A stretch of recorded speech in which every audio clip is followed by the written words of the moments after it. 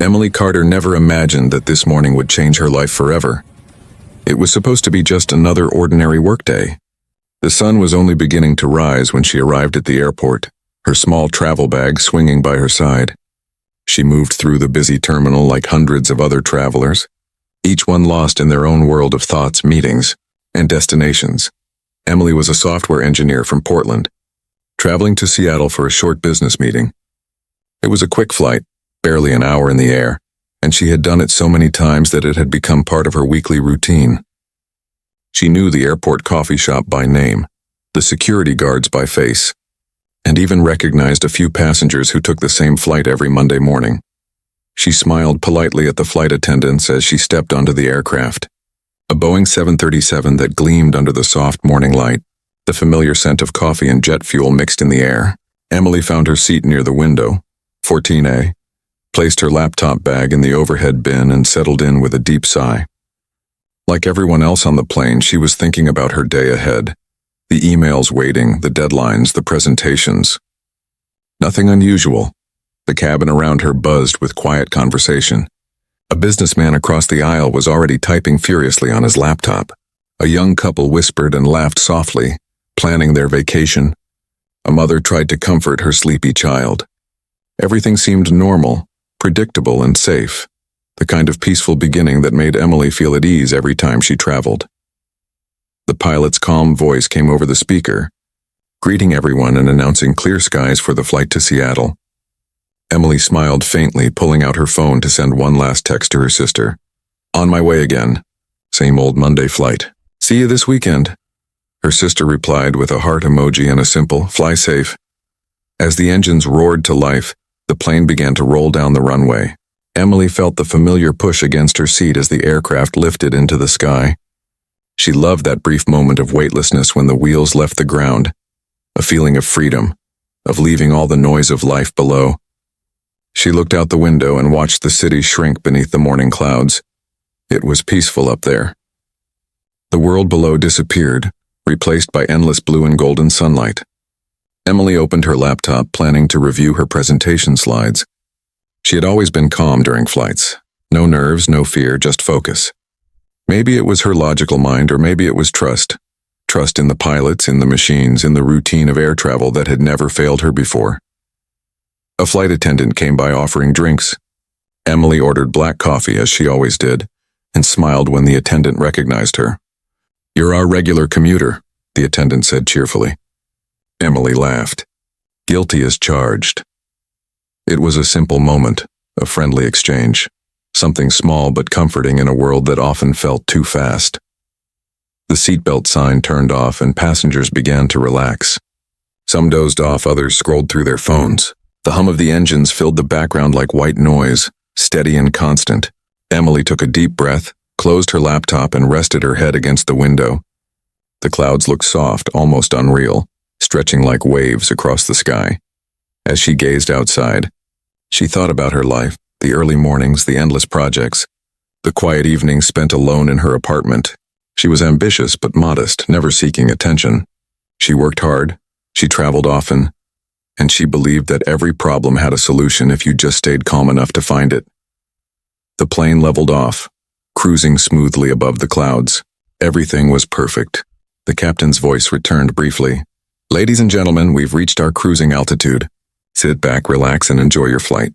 Emily smiled again. She loved that line. It was like a promise of safety, a small reminder that everything was under control. She didn't know that in just a short while, that control would vanish completely. For now, though, the world was calm. The passengers chatted quietly. The flight attendants moved gracefully down the aisle. Outside the window, the sunlight danced on the wing like liquid gold.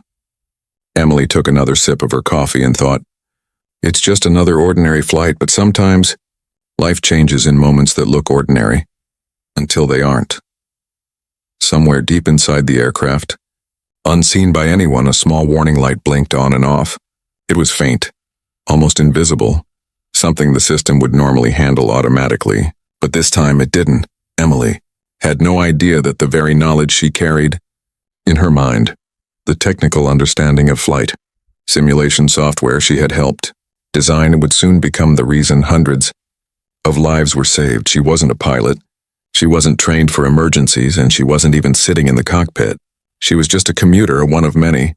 But fate had quietly chosen her that morning, as the engines hummed and the clouds rolled gently past, for a moment of courage that would test every bit of strength she had ever known.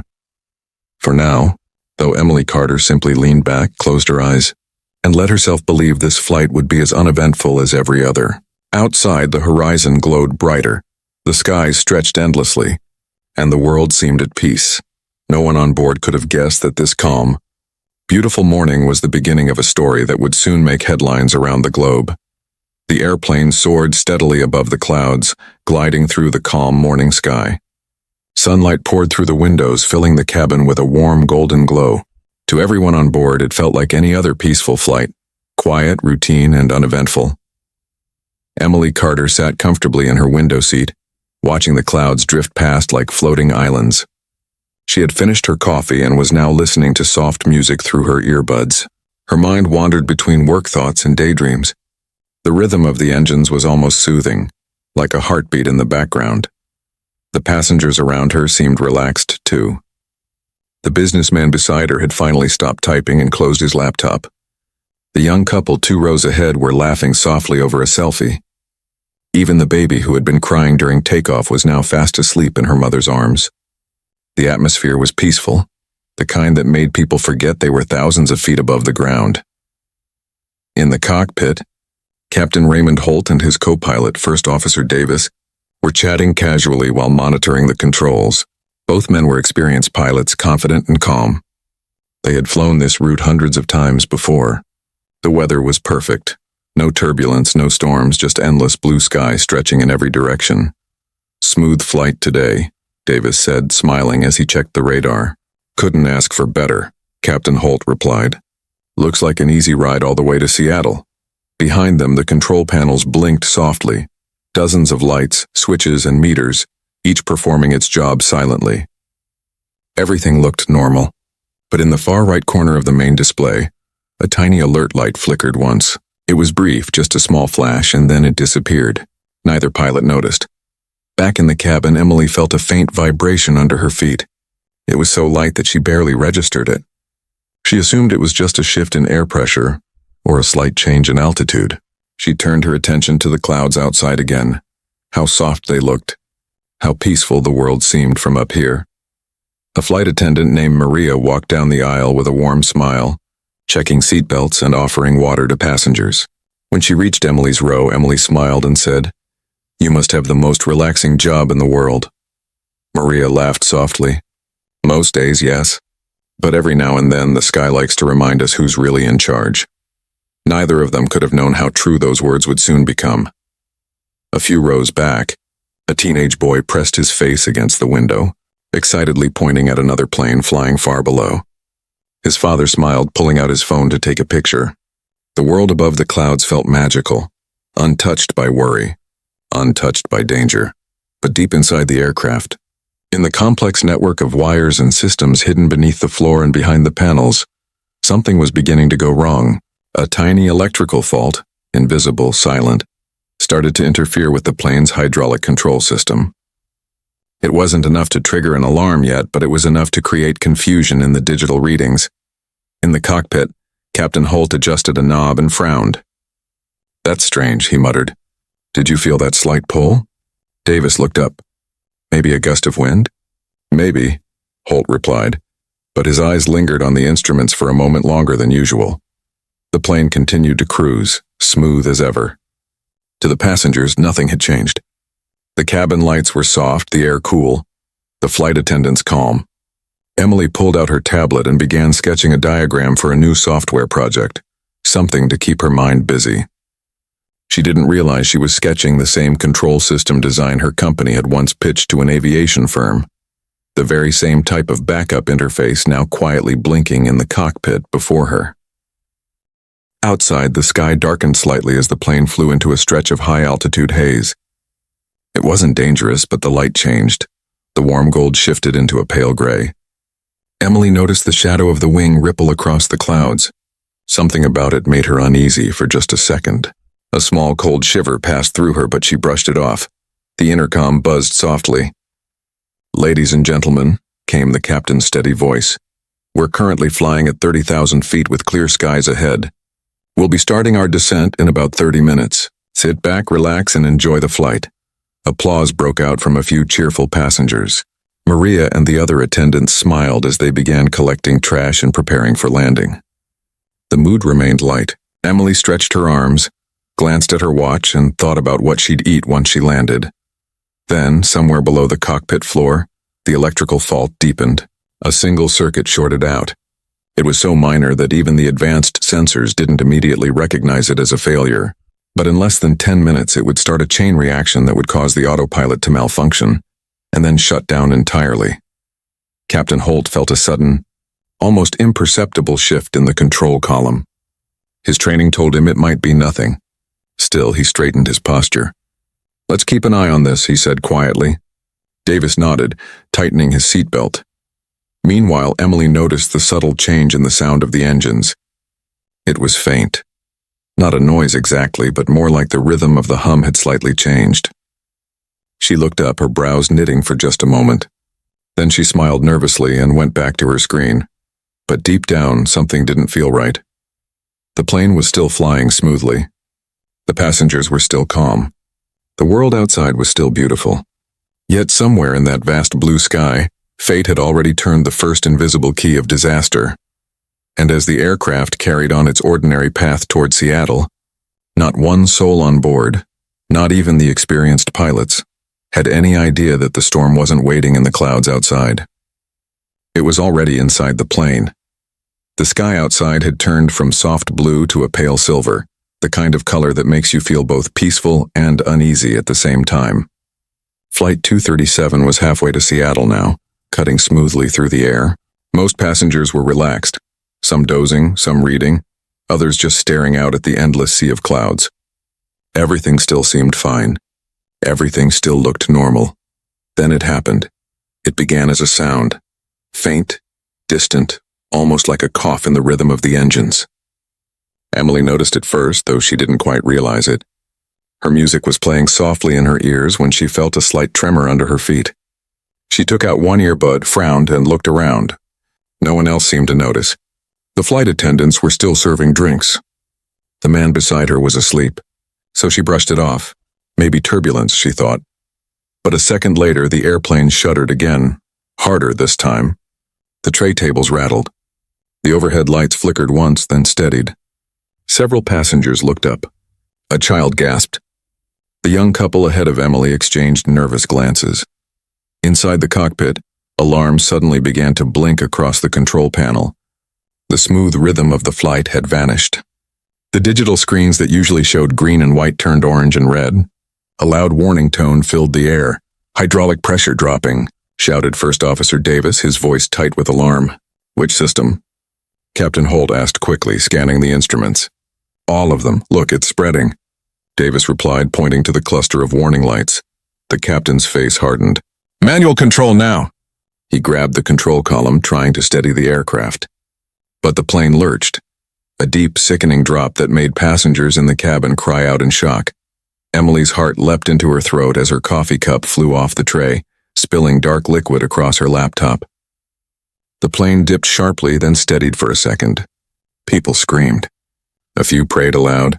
The overhead bins shook violently and one popped open, sending a bag tumbling into the aisle. The intercom crackled.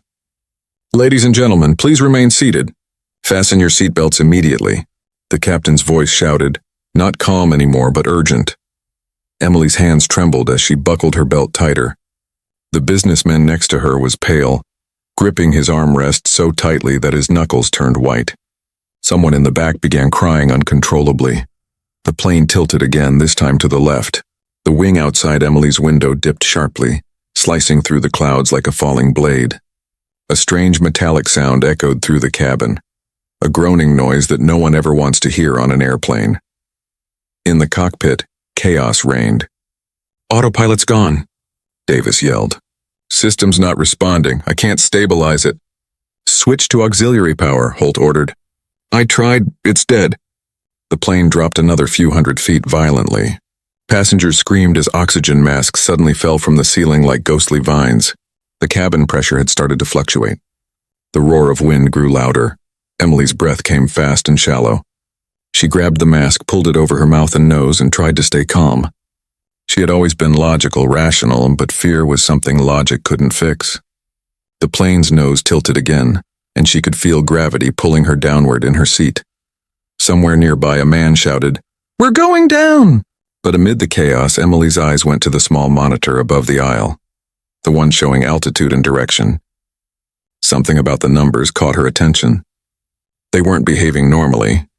The data was looping, repeating, just like a simulation error she had once worked on in her software job. A strange clarity cut through her fear. She didn't fully understand what was wrong yet, but she recognized the pattern. "That can't be right," she whispered to herself. "It's a feedback glitch." In the cockpit, Captain Holt was sweating. "We've lost stabilizers. I can't get control," he shouted. "We're descending too fast." "Should I declare emergency?" Davis asked, his voice cracking. "Do it, now!" Holt barked. Davis grabbed the radio. "Mayday, mayday, this is Flight 237. We've lost hydraulic control, systems failing, descending rapidly, requesting immediate emergency landing clearance." Static, then a faint response. "Flight 237, roger. Maintain altitude." But the rest was drowned out as the plane jolted violently again. Back in the cabin, passengers clutched their seats, praying, crying, holding hands. The air smelled faintly of burning plastic, a sign that something inside the systems was overheating. The lights flickered again. Emily closed her eyes for a second, fighting panic. Her heart was pounding, her brain racing through fragments of memory, training sessions, system diagrams, safety simulations. Then something clicked. She remembered a design her team had worked on for a failsafe backup, a manual override that could redirect control if the flight software collapsed. It was theoretical, never tested in real flight, but it was there, in the same Boeing system architecture she had helped develop 5 years ago. Her hands shook as she reached for the flight attendant button. Nothing. It wasn't working. She looked down the aisle and saw Maria, the same attendant she had joked with earlier, struggling to stay balanced as the plane shook. Emily unbuckled slightly and shouted, "Maria, tell the captain. The hydraulic interface might have a manual reset loop. They need to bypass the digital feed." Maria looked terrified but nodded. Okay, I'll tell them," she said, clutching the seatbacks as she made her way toward the cockpit. The plane was still dropping. Alarms blaring, passengers crying. But in the middle of the chaos, Emily Carter wasn't thinking like a frightened traveler anymore. She was thinking like an engineer, and somewhere deep inside her and under the fear and shaking and noise, she knew one thing. This wasn't over yet. The plane was trembling like a wounded bird, its metal body groaning against the sky. Screams echoed through the cabin. Bags flew from overhead bins. Cups, phones, and books tumbled down the aisle as Flight 237 fought against invisible hands of turbulence and chaos. The oxygen masks swung wildly. The lights flickered between bright and dim, painting everyone's faces in flashes of fear. It was a scene of complete panic, the kind that makes time feel longer, seconds stretching into minutes of horror. Emily Carter could feel her heart pounding in her chest. Her seatbelt cut into her waist and her hands were slick with sweat. But even through her fear, her mind was working, fast. She looked around. The man beside her was frozen, whispering prayers under his breath. A woman behind her screamed for her husband. Somewhere in the back, a child cried for his mother. The flight attendants were trying their best to calm people, but their own hands were shaking. Maria, the attendant Emily had spoken to earlier, pushed her way forward, shouting over the roar of the engines. "Everyone stay seated. Keep your masks on," she yelled, though her voice trembled. She was heading toward the cockpit, just as Emily had asked. Emily unbuckled her seatbelt just enough to lean into the aisle. "Maria, did you tell the captain?" she shouted. Maria turned briefly, her hair flying loose. "I'm trying." "The door's locked during emergency protocol. I need the override code." Emily nodded quickly, trying to think. Her engineer's brain was racing through everything she remembered about airplane systems. She knew the pilots were fighting a battle up front, a battle they couldn't win without the right information. The plane dipped again, A violent drop that sent screams rippling through the cabin. A food cart crashed against a wall. Oxygen masks tangled together. The plane felt as if it was free-falling for a few terrifying seconds before it leveled out again. Emily gripped her seat, her knuckles white. "Come on," she whispered to herself. "Think, Emily, think."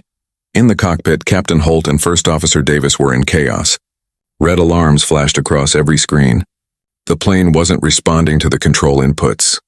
The hydraulics had failed and backup systems were confused. "We're losing altitude again," Davis shouted. "We're at 22,000 feet and dropping." "Try to stabilize pitch manually," Holt ordered, his voice tight but focused. "Where's that attendant?" She said a passenger had information. At that exact moment, Maria burst through the cockpit door, gasping for breath.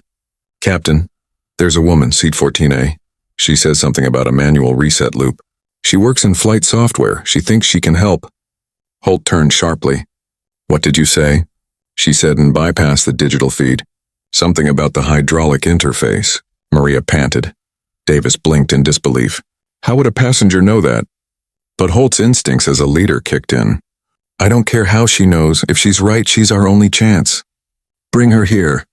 Maria nodded and turned back toward the cabin. Meanwhile, Emily was trying to help the people around her stay calm. "It's okay," she said to the terrified woman beside her. "They'll get control back. Just breathe.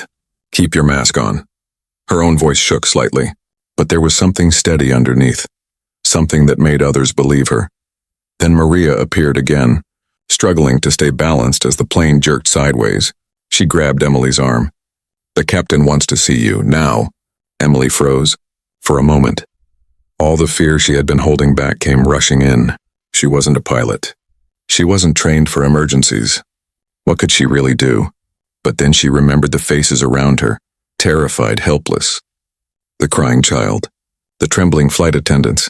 If there was even a small chance she could help, she had to try. "Okay," she said firmly. "Take me there." Maria guided her through the aisle as the plane shook violently again. People stared at her, some pleading, some too afraid to speak. Emily felt their eyes on her, but she kept her focus straight ahead. Each step toward the cockpit felt heavier than the last. When she reached the cockpit door, Maria punched in the emergency override code. The door unlocked with a click, and Emily stepped inside. The scene hit her like a storm. Alarms blaring, lights flashing red. The pilots' faces were tense, drenched in sweat. The control panels looked like something from a nightmare. Half the readings blank, others flickering nonsense numbers. Captain Holt turned toward her. "You said you know something about this system?" he demanded. Emily nodded quickly, trying to steady her breath. "I work in software. My company helped design part of the flight simulation architecture. I think your control loop is caught in a digital feedback cycle. You need to override the system manually before it freezes completely." Davis looked at her, disbelief on his face. "You're telling us the autopilot's confused by its own sensors?" "Yes," Emily said without hesitation. "And if it is, every second you stay connected to it makes it worse." The captain hesitated, thinking fast. He looked at her, really looked at her, and saw something in her eyes. Confidence. Focus, not panic. "Show me what you mean," he said finally. Emily pointed to the auxiliary control panel on the right. "Here. That's where you can bypass the flight computer's command path. But you have to disconnect it completely or it'll fight back." Davis blinked. If you're wrong," Emily cut in, "we crash anyway." For a moment there was only the sound of the alarms and the roaring wind. Then Captain Holt nodded. "Do it." As Davis reached for the controls, Emily leaned over the panel, guiding him. Her hands moved quickly, sure and precise. Wires, switches, relays. She could see it all in her mind like a map. The plane jolted again, but this time the captain shouted, "Wait, the stabilizer's responding. It's slowing." Davis looked up, eyes wide. "It's working." For the first time in what felt like forever, hope flickered inside that cramped cockpit. Emily exhaled shakily, realizing her hands were trembling. "You've got partial control back," she said quietly. "But it's not over yet." Outside the cockpit door, chaos still filled the cabin. But something had changed. The fall was slowing, and the screaming was fading into tense silence. Inside, 3 people, Two pilots and one ordinary commuter were fighting together against impossible odds. And for the first time since the crisis began, the plane was finally listening. The cabin had grown eerily quiet, the kind of silence that follows chaos, when people have screamed so much that they have no voice left. The plane was still trembling, but not falling as fast now. It was wounded, limping through the sky like a giant bird fighting to stay alive. Inside the cockpit, the red lights still blinked across the dashboard, warning after warning, relentless and sharp. The air smelled faintly of burnt wiring. The tension was thick enough to feel in the chest. Emily Carter stood just behind the pilots, gripping the back of the captain's chair. Her heart was racing, but her mind was laser-focused. She had never been here before, never stood inside a cockpit mid-flight, never seen so many alarms flashing at once. But she knew what she was looking at. She understood the chaos beneath those blinking lights. Captain Holt wiped sweat from his forehead, his voice tight. "We've stabilized, barely. Altitude holding at 16,000 feet, but the hydraulic pressure is still dropping." First Officer Davis turned to Emily. "Whatever you did, it worked, but only for a moment. We need more." Emily leaned closer to the console. "The override I told you about, it resets the control link. But the deeper fault is still inside the system. It's trying to reconnect automatically. So it's fighting us again?" Holt asked. "Yes," she said. "Like a loop. It keeps thinking it knows better than the pilot. It's trying to correct something that doesn't exist. If we don't stop it, it'll lock everything again." Davis slammed his hand against the control board. "We can't fly like this. If it locks mid-turn, we'll lose the wings." Emily took a deep breath. "Then you'll have to shut the main digital system completely. Full isolation." Holt looked at her sharply. "You're suggesting we kill every automated control?" "Yes," Emily said, steady now. "You'll be flying on manual inputs only. No computer backup, no stabilization assist. Nothing but you and the aircraft's raw mechanics." The captain stared at her. "That's suicide." "It's survival," she replied softly. "You either take control now, or the system takes it from you." For a few seconds, no one spoke. The plane creaked around them, the faint hum of air rushing past the windows sounding louder with each passing moment. Then the intercom crackled, and Maria's frightened voice came through. "Captain, passengers are panicking again. Some are unbuckling. A few are screaming that the plane's going down." Holt pressed the intercom switch. "This is your captain speaking. Everyone remain seated and calm. We are handling the situation. Do not move from your seats." His voice was calm, but his hands trembled as he released the button. He turned back to Emily. "If I do this, there's no turning back. Once we cut that system, we lose everything automatic, navigation, stabilization, thrust balance, all of it." Emily met his eyes. "Then you do what pilots were meant to do and you fly." There was something in her tone that silenced both men. It wasn't arrogance. It was belief, fierce, quiet belief. Captain Holt closed his eyes for a moment as if saying a prayer. Then he looked at Davis. "Ready?" Davis nodded. "Ready, sir." Holt looked at Emily. "Tell us what to do." Emily stepped forward, her shaking fingers tracing the panel. "There, that switch. Turn off the primary autopilot bus. Then this one. Disconnect the command relay. Finally, pull that circuit breaker. That isolates the system completely." Davis hesitated. "Once we pull that, the system's dead." Emily looked straight ahead. "Then let's make sure it dies helping us, not killing us." Holt gave the nod. "Do it." The sound of the breaker clicking was small, barely louder than a snap, but it felt like thunder.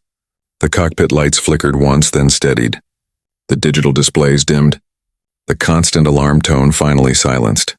For a moment, there was nothing but the deep hum of the engines and the heavy sound of breathing.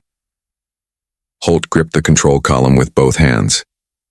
It felt heavier now, raw, alive. Every motion, every vibration was real. He turned slightly and the plane responded. Sluggish but obedient.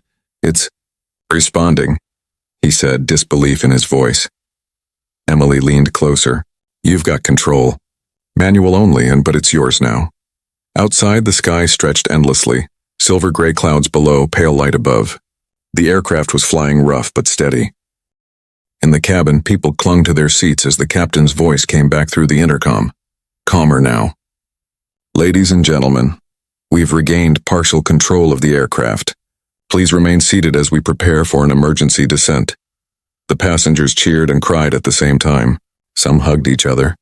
Others closed their eyes, whispering prayers of relief. Maria leaned against the wall, tears slipping down her face. But in the cockpit, Emily knew this was far from over. We're losing fuel faster than expected, Davis said grimly, and the left stabilizer's still sluggish. We can't reach Seattle. Nearest airstrip? Holt asked. Cedar Valley, but about 60 miles north, Davis replied. Too far at this rate, Holt muttered. We might not make it. Emily pointed to the panel again. There's a chance you can reroute auxiliary power to the stabilizer, but you'll have to do it manually. Manually? Holt repeated. That's outside the autopilot circuit. We'd have to handle it by hand. She nodded. Yes, I can guide you. Holt looked at her again, this time not as a passenger but as part of the crew. Then you stay right there, Miss Carter. She swallowed hard. I'm not going anywhere. As the plane tilted gently toward the north, Emily glanced out the cockpit window. The clouds below looked endless, soft and white, hiding the ground that everyone on board prayed to see again. It was a strange kind of quiet. Not peace, but purpose. Everyone was afraid, but they were fighting. And in that moment, Emily Carter, a simple commuter who had only wanted to get to a meeting, became something no one expected, the mind that stood between life and death. She took a deep breath and whispered under her breath, All right, let's bring them home. The storm inside the aircraft wasn't outside in the sky. It was in the cockpit. The engines roared with uneven rhythm. The lights flickered across metal panels, and the steady hum that once filled the air had turned into a restless growl. Flight 237 was no longer a machine on autopilot. It was alive, unpredictable, stubborn, and trembling beneath the hands of the people trying to keep it in the air. Captain Holt gripped the control column tightly, his muscles tense as he fought against the weight of the aircraft. She's heavy on the left, he said through gritted teeth. I know, Davis replied, sweat dripping down his temple. The stabilizer's not responding. We're off balance. Emily stood just behind them, eyes darting between the flickering instruments. Every sound, every flash of light, every number on the panel meant something to her. It wasn't just noise. It was language, one she had spent years learning to read. And now, that knowledge was the only thing between survival and tragedy. The auxiliary line, she said quickly. If we can reroute power manually, you can level the stabilizer. Davis turned to her. Manually? That system's deep in the control board. We'll have to risk a full bypass. Then we risk it, Emily said firmly. We don't have a choice. Captain Holt glanced back at her. For a moment, he saw not a passenger, but someone who belonged there, someone who was thinking, fighting, and refusing to panic. He nodded once. Do it. Emily moved closer to the secondary control panel. The buttons were small, worn, and labeled in codes only engineers would recognize. Her hands trembled as she reached forward. I'm going to isolate the left stabilizer, she said. When I say now, toggle the auxiliary power switch. Copy that, Davis said. Ready? 3, 2, 1, now. There was a click, then a deep mechanical groan from somewhere inside the plane's body. For a moment, nothing happened, then the nose tilted slightly upward. It's responding, Holt shouted. Emily's heart pounded. Keep it steady. Don't fight it. Let it adjust itself gradually. The pilots obeyed, hands firm but careful. The plane leveled out a little more, though it still trembled under strain. The left wing rose, slowly finding balance again. Outside, the sky had turned pale and cold. The clouds were thick, heavy with mist. The sunlight that once filled the cockpit was gone, replaced by a gray stillness. Holt looked at the radar. We've got 30 miles to Cedar Valley Airfield. Altitude 12,000 and dropping. Davis shook his head. At this speed and weight, we'll be lucky to glide in. Emily scanned the readings. If we can stabilize the thrust, even partially, you can manage a controlled descent. But you'll need to do it manually, using visual reference once we break the clouds. The captain gave a sharp nod. You heard her. Let's get ready for descent. He flipped the radio switch. Cedar Valley Control, this is Flight 237 declaring full emergency. Hydraulics partially restored, attempting manual landing. Request immediate runway clearance. Static crackled, then a calm voice answered. Flight 237, Cedar Valley is clear. Emergency crews are on standby. Winds moderate from the west. Holt exhaled slowly. Copy that. In the cabin, passengers were silent. Some clutched hands, some prayed. The turbulence had lessened, but the fear remained like a weight pressing down on everyone. Maria moved through the aisle, checking seatbelts, whispering words of comfort. She didn't quite believe herself. When she glanced toward the cockpit, she saw Emily's silhouette standing there, steady, calm, guiding. Back inside, Emily noticed the left power gauge flickering again. "The engine's overheating," she warned. "If it spikes again, shut it down completely. We'll need thrust balance from the right side only." Davis frowned. "On one engine?" "It'll be rough," Emily said, "but it'll keep you alive." The plane hit another pocket of turbulence, throwing everyone forward. The sound of metal creaking filled the air like a groan from the earth itself. Holt held the control column firm. "Easy, girl," he muttered under his breath as if talking to the plane. Then through the front window, the clouds finally began to thin. For the first time in what felt like hours, they could see the world below. A stretch of mountains, winding rivers, and somewhere far in the distance, a narrow strip of gray asphalt. "There," Davis pointed. "That's Cedar Valley." Emily's breath caught. They were close, so close, but not safe yet. "Flaps manual," she said quickly. "You'll need them for drag.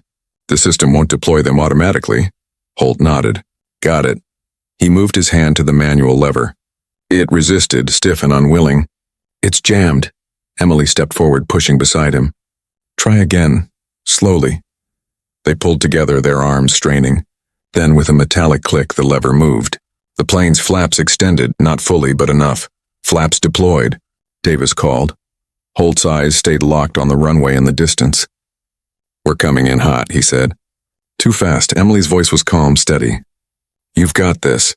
Just keep the nose level. Don't let it fight you." As they approached the descent, the plane shuddered violently again. The left stabilizer twitched, trying to give out. Alarms blared. "Emily, it's losing response," Davis yelled. "Hold it steady," she shouted back. "The override will hold for 30 more seconds and make them count." Holt's hands tightened on the controls. "Everyone, brace for impact." The ground was coming fast now, the runway rushing up to meet them like a dark line through the mist. The engines roared, one sputtering, one burning bright. 10 seconds, Emily shouted. Holt pulled back gently. The plane dipped, bounced once hard and then again, and with a scream of rubber and metal, the wheels slammed against the runway. Sparks burst from underneath as they skidded across the wet tarmac. The entire cabin shook like thunder. Then, silence. For a heartbeat, no one moved. No one breathed, and then the sound came. Applause, cries, laughter, sobs. The sound of life. Holt looked over his shoulder, eyes wide with disbelief. "We're down," he whispered. Emily leaned against the wall, her chest rising and falling, her face pale but calm. "Told you," she said softly. She'd listen. The pilots laughed shakily, the sound half relief, half disbelief. Outside, emergency trucks were racing toward the aircraft, flashing lights cutting through the gray mist. But inside that cockpit, 3 people sat in stunned silence, realizing they had just done the impossible. For a long moment after the landing, there was only silence. The kind of silence that feels alive, heavy, trembling, full of everything no one could say. The aircraft sat at the far end of the runway, steam rising from its engines, the faint smell of smoke drifting through the air. Inside, people clung to their seats, still braced for impact that had already happened. Then one by one heads began to lift, eyes began to open, and the realization hit them. They were alive. The first sound came from a child, a small cry, half fear, half relief. Then someone started sobbing softly. Another began to laugh. And then the cabin filled with sound, crying, cheering, the raw noise of hundreds of hearts that had just been given back their lives. Captain Holt leaned forward in his seat, staring at the runway through the cracked windshield. His hands were still gripping the control column, even though the plane had stopped moving. His knuckles were white, his breathing shallow. "We made it," he whispered, voice breaking. First Officer Davis gave a shaky laugh, tears streaming down his face. "I can't believe it. We actually made it." Behind them, Emily Carter stood in the narrow space of the cockpit, staring out at the gray mist outside. Her body was trembling, though she didn't feel it. She could still hear the echo of the engines in her ears, still feel the weight of every second they'd spent falling toward the earth. But they had landed. Against every odd, every warning, every law of probability, they had made it. Maria's voice crackled through the intercom, trembling with emotion. "Captain, everyone's okay. No injuries reported yet. People are crying, hugging. They can't believe it." Holt pressed the intercom button with a shaking hand. "Tell them to remain seated until the emergency crews arrive. And tell them," he paused, his voice softening, "tell them they're safe." The words felt unreal in his mouth, like a dream spoken aloud. Outside, flashing red and blue lights grew brighter as fire trucks and ambulances surrounded the aircraft. Foam sprayed across the ground beneath the smoking left engine. Firefighters in heavy suits rushed forward, shouting instructions, waving to the crew. Inside, the cabin was chaos in a different way now. Not panic, but disbelief. Passengers hugged strangers. Some knelt and prayed. Others simply sat still, staring at their hands as if to confirm they were real. Emily slowly unbuckled herself, her legs weak as she stepped out of the cockpit. The entire cabin turned toward her without words. Hundreds of faces filled with gratitude, tears, and awe. She didn't feel like a hero. She felt exhausted, dazed, hollow. Her ears were still ringing. Her throat burned from breathing recycled smoke-filled air. But when Maria saw her, she rushed forward and threw her arms around her. "You did it," Maria sobbed. "You saved us. You saved everyone." Emily shook her head weakly. "No," she said. "The captain, the crew, they flew it. I just helped." But even as she said it, she could feel the truth pressing in. Without her, the plane would have never reached this runway. Without her, those hundreds of voices would have fallen silent forever. Captain Holt stepped out of the cockpit a few minutes later, his face pale but calm. When he saw Emily, he stopped. For a second, neither spoke. Then he simply said, "You kept us alive." Emily shook her head again. "You trusted me. That's what saved us." Holt smiled, the kind of tired, grateful smile that only people who've walked through fire can give. "I've been flying for 27 years, he said, "and I've never seen anyone do what you just did." Emily's eyes filled with tears, but she forced a small smile. "Let's just make sure we never have to do it again." Outside, rescue crews were opening the emergency exits. Passengers began sliding down inflatable ramps, some laughing, some crying, many simply falling to their knees the moment their feet touched the ground. The cold air hit them like a wave, sharp and real. One elderly man knelt on the tarmac, kissing the ground. A woman clutched her child, sobbing into her hair. The noise of relief was deafening. Sirens, shouting, crying, laughter, all mixed into a single storm of emotion. Emily stood at the top of the emergency slide for a moment, looking out at the chaos below. For the first time, she allowed herself to breathe deeply. Her lungs filled with cold air, heavy with jet fuel and foam, and she exhaled slowly, as if letting go of the entire sky. When she finally stepped down and touched the ground, applause broke out among the passengers gathered nearby. It spread like wildfire, echoing across the runway, clapping, cheering, shouting her name. She tried to wave it off, embarrassed, but Maria took her hand and raised it high. "This woman saved our lives," she cried, her voice cracking. The cheering grew louder. Even some of the rescue workers paused and joined in. Cameras flashed. Someone shouted, "You're a hero!" Emily's eyes filled again, but she shook her head with a soft, weary laugh. "No," she said quietly. "I was just a commuter." But everyone who heard her knew that wasn't true. As she looked back at the plane, its body scorched, its wings tilted, but still standing, she realized what had just happened. This wasn't luck. This wasn't coincidence. It was courage, faith, and human instinct coming together in the most impossible moment. The pilot stood beside her, watching as firefighters inspected the plane. Holt looked up at the sky and murmured, "I've never been so happy to see clouds." Emily smiled faintly. "Guess the sky gave us a second chance," he nodded. "No," he said quietly. "You did." In the distance, news crews were already arriving. Reporters would soon turn this into headlines. The miracle landing. The commuter who saved a plane. The story that would inspire millions. But for Emily Carter, standing barefoot on cold concrete under a gray sky, the only thing that mattered was the sound of voices. Living, breathing, crying. Laughing voices echoing in the air. Because that sound meant one thing only. They had survived. The morning after the landing, the world woke up to a headline that no one could ignore. Miracle in the sky, passenger saves doomed flight. Television screens, Newspapers and phones everywhere flashed the same image. Flight 237 sitting on the runway, smoke rising from its engines surrounded by emergency crews. And in every report, one name appeared again and again: Emily Carter. The quiet commuter who had boarded a plane for work had become a symbol of courage overnight. Outside the hospital where survivors were being checked, a crowd had gathered: reporters, photographers, people holding signs that read, "Thank you, Emily and our hero in the sky." Cameras followed her every move. Flash after flash, question after question. But Emily kept her head down, her hands tucked in her jacket pockets, her face pale and tired. She didn't feel like a hero. Inside, the air smelled faintly of disinfectant and coffee. Nurses moved through the halls, checking passengers for injuries and shock.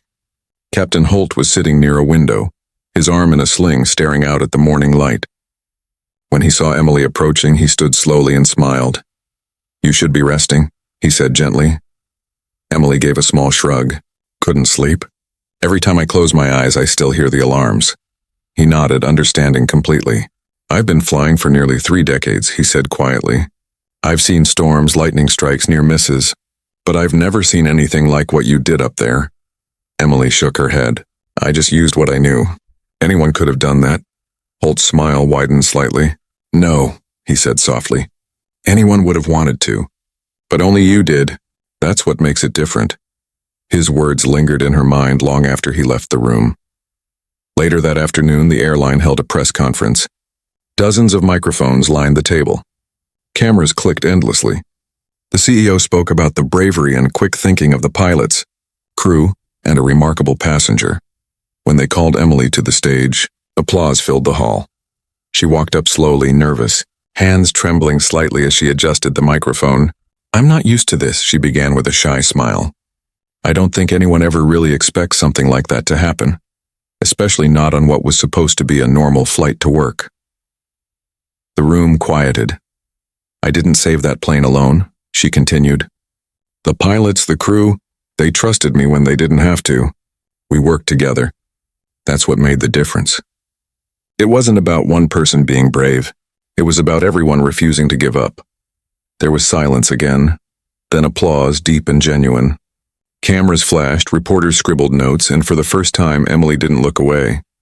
She smiled. Not proud, not boastful, but peaceful. In the weeks that followed, the story spread across the world. News channels called her the passenger who became a pilot. Universities invited her to speak. Aviation companies reached out asking for her expertise. People sent letters, gifts, and even prayers, but Emily stayed grounded.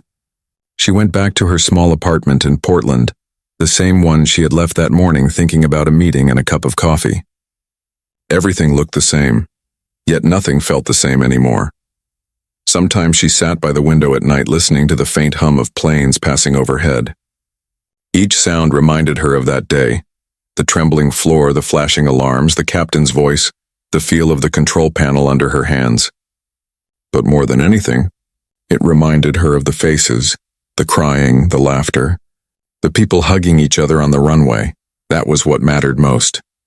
One day, she received a small package in the mail with no return address. Inside was a framed photo. The crew of Flight 237 standing together on the runway, smiling, their uniforms dirty and torn, but their faces glowing with relief. In the center of the picture stood Emily, looking tired and surprised, her hair a mess, her eyes wide, caught in the moment right before she realized what she had done. At the bottom of the frame, there was a note in Captain Holt's handwriting. "To the woman who reminded us that the sky belongs not to the machines, but to the humans who dare to believe." Emily read the note twice, then smiled through her tears. She placed the photo on her desk beside her laptop, the same laptop that had once been covered in spilled coffee mid-flight. She went back to work soon after, quieter, humbler, and more thoughtful. She began speaking at aviation safety events, helping design better emergency protocols. She never sought attention.